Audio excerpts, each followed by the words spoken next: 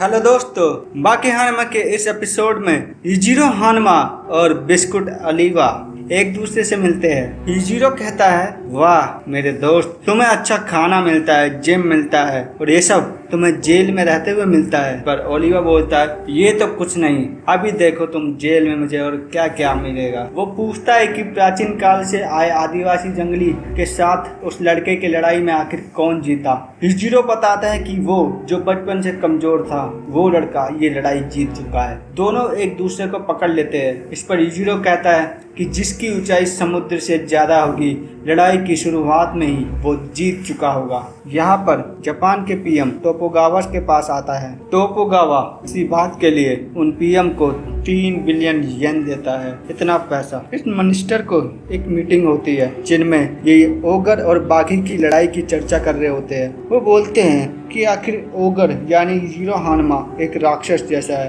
दुनिया में कोई भी इसे नहीं हरा सकता, यहाँ तक कि टैंक और मिसाइल भी उसका कुछ नहीं बिगाड़ सकते। वे बताते हैं कि एक बार एक देश के प्राइम मिनिस्टर उसके खिलाफ चले गए थे और ओगर उसे मारने उसके ऑफिस पहुंच गया। 100 पुलिस गार्ड होने के बावजूद भी वो उसका कुछ नहीं बिगाड़ पाए। और इससे भी हैरान कि ओगर ने पहले ही उन्हें बता दिया था कि वो वहाँ पर आने वाला है। वो उस पीएम को ओगर की तस्वीर दिखाते हैं। इसे देख सभी डर जाते हैं। वो बोलते हैं, ये तो सचमुच राक्षस जैसा है, ये दुनिया का सबसे ताकतवर आदमी है जिसके साथ अमेरिका के गवर्नमेंट ने भी डील की है। वो पूछते हैं, भला हम उसे मार क्यों नहीं देते। पर वो बोलते हैं कि इसे मारने पर अमेरिका हमारा दुश्मन बन जाएगा। सभी देश ओगर के साथ रहना चाहते हैं। ट्राइडम अपने सोल्जर्स को ट्रेनिंग दे रहे होते हैं। वो एक सोल्जर को बुलाकर खुद को मारने को कहते हैं और इस पर जब वो सोल्जर उन पर हमला करता है वो उसके पैरों के बीच मारकर उसे लेटा देते हैं। इसी तरह वो एक एक सोल्जर को अलग अलग टेक्निक से मारते हैं। इसके बाद वो बताते हैं कि जंग में सब कुछ जायज है। ट्रेनिंग के बाद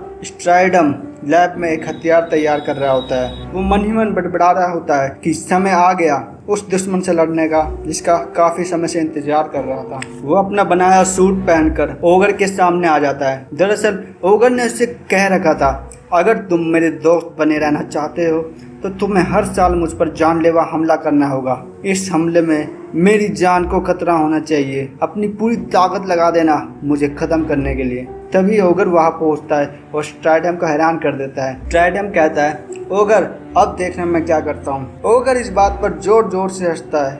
तुमने कहा था पिछले साल कि तुम मुझे मार डालोगे और उससे पहले कहा था तुम मुझे खत्म कर दोगे।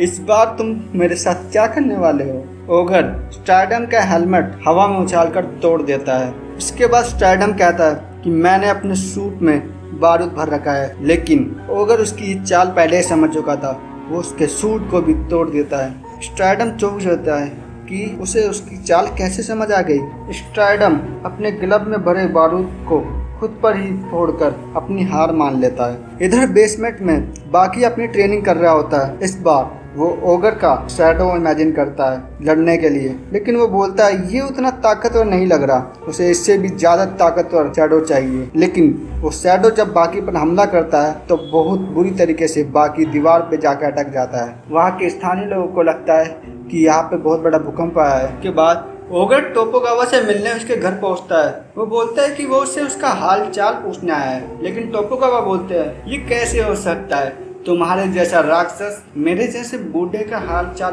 पूछने कैसे आ गया।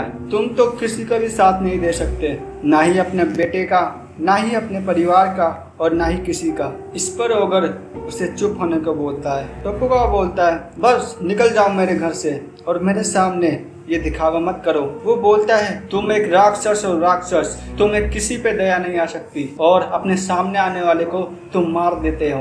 ये बोलते ही उसके मुंह से बहुत खून बहने लगता है और वो जमीन पर गिर जाता है। ओगर बोलता है, मैंने कहा था ना तुम्हें चुप होने को। ओगर उसकी वाइफ को बोलता है कि एम्बुलेंस बुलाओ। इसके बाद वो उसके घर से निकल जाता है। पब्लिक में इजीरो हानमा को देख सभी उसे रुक रुक कर देखने लगते हैं। दरअसल इजीरो हानमा के पास एक जन्मजात शक्ति थी कि वो देखते ही ये पता लगा लेता कि सामने वाले की कमजोरी क्या है। ये आदमी दुनिया में सबसे लड़ चुका है। टैंक, मिसाइल, बड़े बड़े हथियार और बॉम्ब, कुछ भी इनका कुछ भी नहीं बिगाड़ पाए। इसने सभी का मुंह तोड़ जवाब दिया है। ये इंसान बड़ा ही विचित्र है। इसे इंसान कहो या राक्षस। इस तरह रेट्सू एक बॉक्सिंग क्लब में आता है। वो बोलता है कि मुझे बॉक्सिंग सीखनी है, लेकिन वहाँ का ट्रेनर उसे बोलता है कि तुम्हारा तो एक ही पैर है, तुम कैसे लड़ोगे। रेट्सू कहता है कि ये मेरी दिक्कत है और वहाँ पर एडमिशन ले लेता है। इसके बाद जब रेट्सू पंचिंग बैग को एक ही मुक्के में टुकड़े टुकड़े कर देता है, ये देख वहाँ पर खड़े सभी लोग चौंक जाते हैं उसे देखकर, और यहीं पर ये एपिसोड खत्म हो जाता है। धन्यवाद।